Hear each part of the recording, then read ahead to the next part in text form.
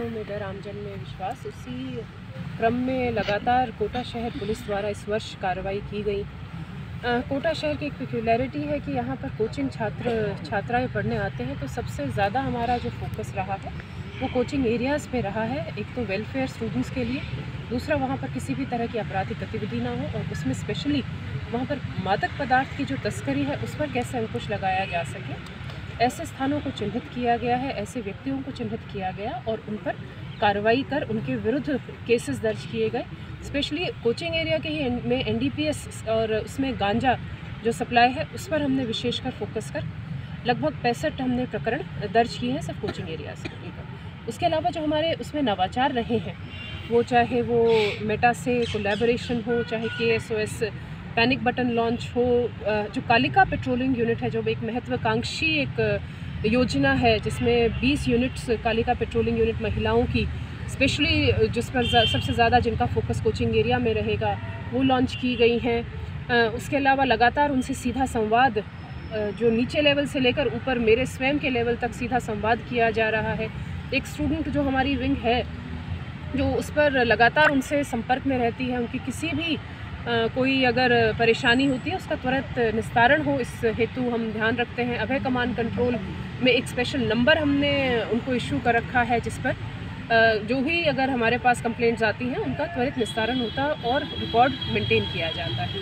इस तरह से तो कोचिंग एरिया में हमने कार्रवाई की है। मैं आपको एक इसमें बता दूं कि हमारे जिस हिसाब से हम कर रहे हैं कार्रवाई, उस हिसाब से अगर मैं आंकड़ों की बात करूं तो हमारे कोटा शहर में महिला अत्याचार में इस वर्ष लगभग 20% की कमी आई है।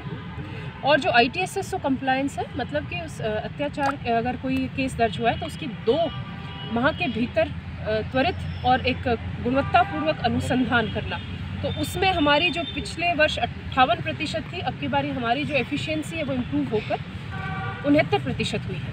तो दोनों में ही हमारा अच्छा काम रहा। उसके अलावा जो हम लगातार अपराधियों, दूसरी प्राथमिकता थी हमारी जो अपराधियों के विरुद्ध, स्पेशली जो आदतन अपराधी हैं, ऑर्गेनाइज्ड क्राइम है, उसके विरुद्ध हम प्रभावी कार्रवाई कर सकें। उसके लिए हमने एक ऑपरेशन वज्र प्रहार शुरू किया था।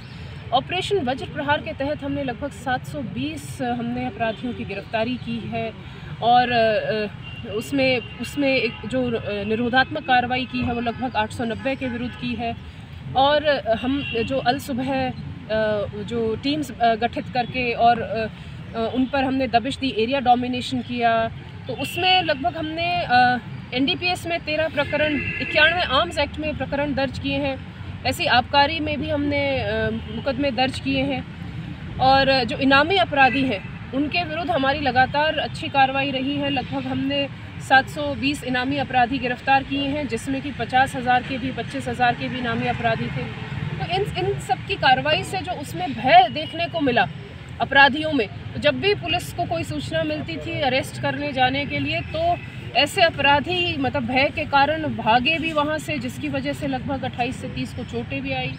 हमने लगभग 65 अपराधियों की हमने जो शिनाख्तगी में कार्रवाई, उसमें जो हम आइडेंटिफिकेशन कराते हैं, उसकी नक्शा मौका की तरतीब कराते हैं, तो उसमें लगभग 65 का हमने परेड भी कराई है।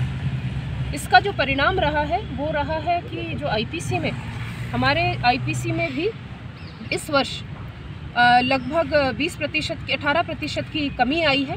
और स्पेशली जो प्रॉपर्टी संबंधित हमारे अपराध हैं उनमें जो वर्ष 2023 में 1721 प्रकरण दर्ज हुए थे, अब की बारी 1421 प्रकरण दर्ज हुए हैं, तो उसमें 17% की कमी आई है। इतना ही नहीं, चाकूबाजी की जो घटनाएं हैं जो गत वर्ष 131 थी, अब की बारी 100 तक ही सीमित रही हैं। और जो फायरिंग की घटनाएं जो गत वर्ष 17 थी वो इस वर्ष घट के 8 पर रही।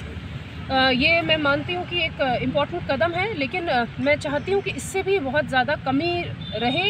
इस जो आने वाले वर्ष में हम और भी सख्त कार्रवाई करें और भी प्रभावी कार्रवाई करें, जिससे कि ये घटनाएं और कम हो। उसके अलावा मैं अगर कहूँ तो जैसे हमारी ट्रैफिक वाली यूनिट ने भी अच्छा काम किया है, जिससे जो एक्सीडेंट्स हैं उसमें भी लगभग 17% की कमी आई है नंबर ऑफ़ एक्सीडेंट्स में।